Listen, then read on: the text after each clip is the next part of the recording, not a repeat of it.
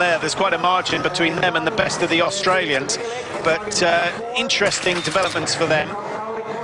With the Olympics coming up next year in Sochi, which of course is in Russia, I'm a little surprised that they changed their training program so drastically. It is a drastic move to make, especially big travel changes like that. The flights, the time change when you go over to New Zealand, Australia in the summer months, it can throw your system out for quite some time.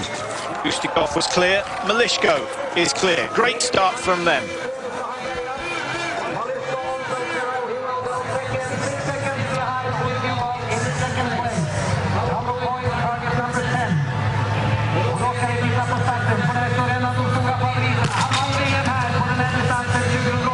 Skate 2 on the flatter sections, and well, this man will be doing a fair bit of skate 2 on the way around the course. Perhaps the strongest athlete here. We'll find out shortly what sort of form Svensson is in.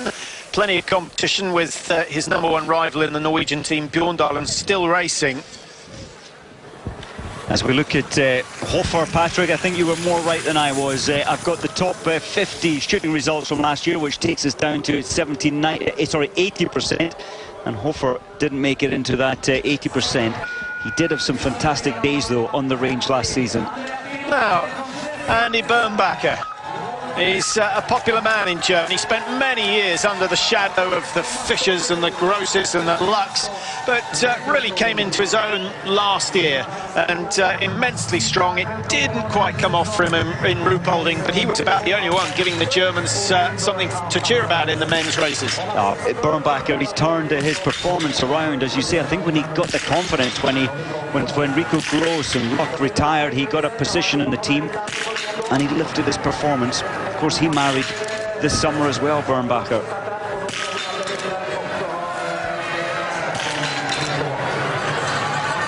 Good so far from Tim Burke, and he gets #5 as well. Great shooting. That's an encouraging start. 9.59. He's not going to match Ustikov. Legelik on 10.23 might just be pushed down a place. He is. So Burke goes into 3rd position. Legelik of Canada pushed down a 4. Well, that's quite a long margin actually. 24 seconds off the leading time. 20 kilometres, 5 loops. You can work out that the loop's 4 kilometres. Just looking, sorry Patrick, on the track, Martin Fourcade, he's started this season as he finished last. He's 4 seconds ahead of the next fastest. As I say, at 2.5 kilometres. He's absolutely flying.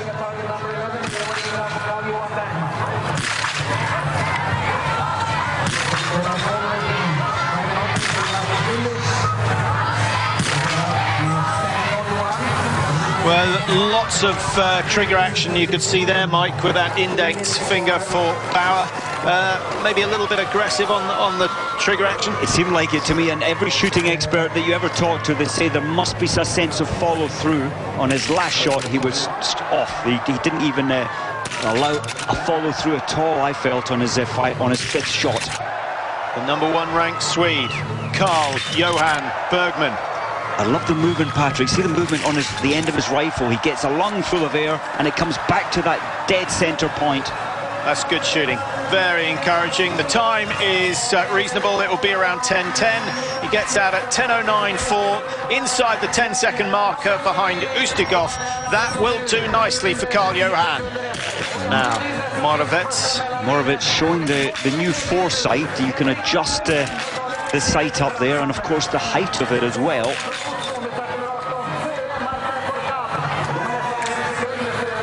So Lukas Hofer, going by last year's record, would hit 4 out of 5. He's changed the sights one way, and now he's changed them back. That looked like 3 clockwise in the end.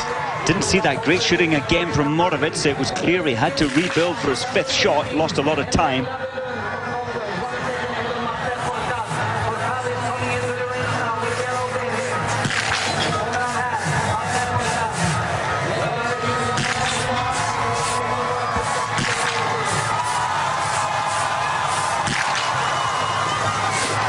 That is a depressing start. 3 minutes added, over a kilometre.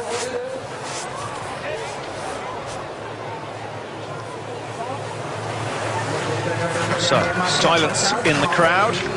A sign of respect for this man in black and yellow. Martin Fourcade. His brother, incidentally, isn't racing, as we mentioned briefly. He's got compartment syndrome in the lower leg, where the muscle develops quicker than the sheath that contains it, and you get a massive build-up of pressure. Really is very, very painful whenever you take any sort of exercise. So he had no option but to head to the surgeon's knife, and we wish him well in his recovery. He'll be watching this and glad that his brother's cleared the first 5. Good start to the season, Mike. He's not going to match Ustigov, but he's only 0.7 of a second outside. It's interesting, we saw the 15-minute segment we played on Fourcade. He said his first shot release would be 4 seconds faster than last year. Well, that was at least 4 seconds slower. He took an age, 20 seconds to release the first shot. And I think that's the importance of this race, Patrick. You have to be relaxed on the range. You want to get all those targets down. Well, the penalty is more severe, so does that justify having a slightly different tactic and something that you train? This is my individual race pace in the range, and this is my sprint pace. I think so, and it really, you do have to change your thinking, you have to change your mindset in this event, because these targets mean everything when there's 1 minute penalty. Bergman's gone clear, Bjorn Ferry has gone clear, the crowd enjoying that. They didn't have a particularly good mixed relay, incidentally. The Swedes finished down in 8th place, and that's an event that they've prided themselves on, not just because they've done well, but because they take it very seriously. Whereas their neighbours, the Norwegians, often tend to give their big boys a rest in the mixed relay. Labelund. Is he going to win himself on a place on the Norwegian team? Well, not with shooting like that, Patrick, but he has got the fastest ski time coming into the range, even ahead of Martin Fourcade by 1 second. I would imagine Svensson will up the stakes when he skis round the whole of the first loop. Danny Mesetic, first of the Austrians to enter the arena.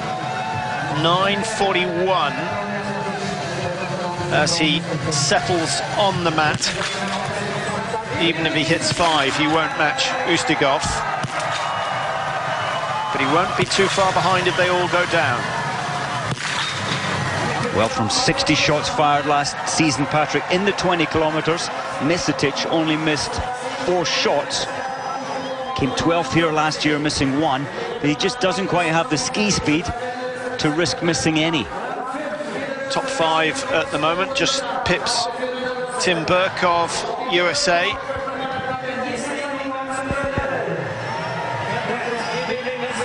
Well, the snow continues to fall, which is not such good news for those who are going in Group 3 and 4, which I suspect was the main reason for putting the big players in Group number 1. In Group 4, and 2 names that will definitely keep this race alive. One is Mickey Grice, who goes off number 89, and of course Oliane Bjorndalen, who will be the last to go, and no one will be celebrating a victory until he's either missed a load of targets or he's finished his race. Well, I think that's true, without a doubt. Bjorndalen, to make the team, there was only 1 Norwegian cleanly selected prior to the trial races in early November, and that was Svensson. The rest, they had to earn their places against all of the best in Norway. Schipulin still showing us the way he leans that rifle way over, away from his body, but he has to do it the same every time. And again, broke that position very quickly after the final shot. We're seeing some classic mistakes early on in the season, but also seeing some fine performances. They've all been thinking, as Martin Fourcade said, of this moment, the first day on skis. They've trained those 225 days, as you said, with this moment in mind. Now, Ustigov trying to match his first prone shoot.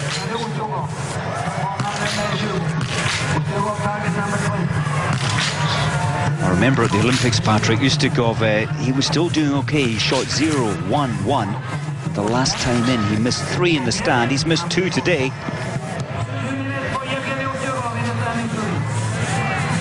Lupakov certainly wasn't happy about that one. Well, that's frustrating after a really good start, and he will have enjoyed seeing himself at the top of the leaderboard. He's going to, well, he's there for now, but it won't be for long, because there are going to be a few who come through and beat his halfway time. But should he hit the remaining 10, 18 out of 20 might well be good enough to get him a top 10 finish. I'm surprised only 3 athletes have gone through after 2 shoots, Patrick, and the scores: Ustigov, he's missed 2, Schemp has missed 2, Schlesinger has missed a total of 3. Svensson just landing on the mat now. Svensson's ski time, as may be expected. He's 2 seconds up on his teammate Labe Lund and 3 seconds ahead of Foucault. And a little side change for Svensson as well. Plus, the wind does seem to have picked up from the left, although we see the snow now coming down slightly from the right. Tension in that left eye. I know it's what he always does, but that half-shut position doesn't look very relaxed, does it? I don't know how he does it. I really don't know. I have to completely shade off that the left eye. Well, that's a good margin. 5.4 seconds for Emil Hegler Svensson, and he'll be particularly glad that he's gone through and gone ahead of Martin Foucault, but it's still very close, and this one will almost certainly come down to the last shoot. Andy Bernbacher, 9:44. He's some way behind Svensson. What was his split time through 2.5? Split time, Bernbacher off the pace, 15.5 down. That is quite slow. Well, a quick shoot makes up for a few of those seconds. Mark Kirkner certainly impressed, and that was a quick shoot from Bernbacher. That is his strength. He's not changing his gearing, his on-the-range timing. It certainly has worked. Pfeiffer just getting comfortable, taking the tension out of his left hand. Again, another athlete that doesn't have any blind on his left eye. Left eye remains open, just like Svensson.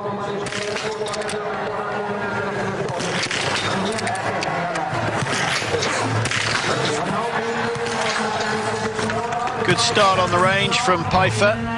Tim Burke on his second shoot, he's done exactly the same as Ustigov and missed 2 of the 5, having gone clear on the first shoot. So disappointment for Tim Burke. Svensson on 9:54. Remember, that's the time after the first shoot, and Svensson now some 800 meters into his second lap. As we watch Pfeiffer going out, just cast your eye over the top 10. The programme here, incidentally, in Oestersund, we've got the men's individual today, as you will be aware. The women's individual tomorrow, starting at the same time, 17:30. If you're in the UK, we'll be on air a little bit before that, but the race will start at 4:30 if you're in the UK. A day off on Friday. There's a sled dog race for anyone who's interested, and then sprints and pursuits at the weekend.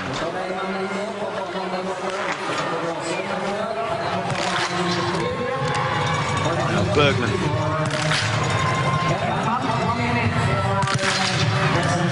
Bergman some 8 seconds off the leaders. How many have gone clear after the second shoot, Mike? If anyone? Nobody. Nobody clear yet. Is Bergman going to be the first? If he does, he'll be comfortably inside, over a minute ahead of the next rival. Nice start. He said he was relaxed. He looked relaxed, and that has brought the crowd to their feet. What a difficult decision for him, Mike. During the World Championships, his wife giving birth, and he had to make the decision of when to leave Germany and head back to Sweden. And in the end, it was the individual race, which he opted. Well, he had to go at that point. Imminent daughter on the way, and he missed this individual race, and he's looking so good today. I think, Patrick, in my many years around biathlon, I haven't seen an athlete turn around their shooting performances as much as Moravec, Andrei Moravec. Twice now he's had a problem with his ejectors, or he's not pulling the bolt far enough back, losing so many seconds by doing that.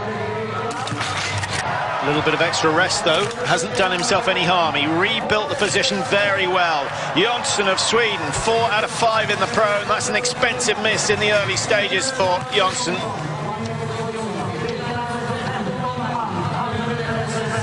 Jonsson at the World Championships finished 87th, shooting 3-2.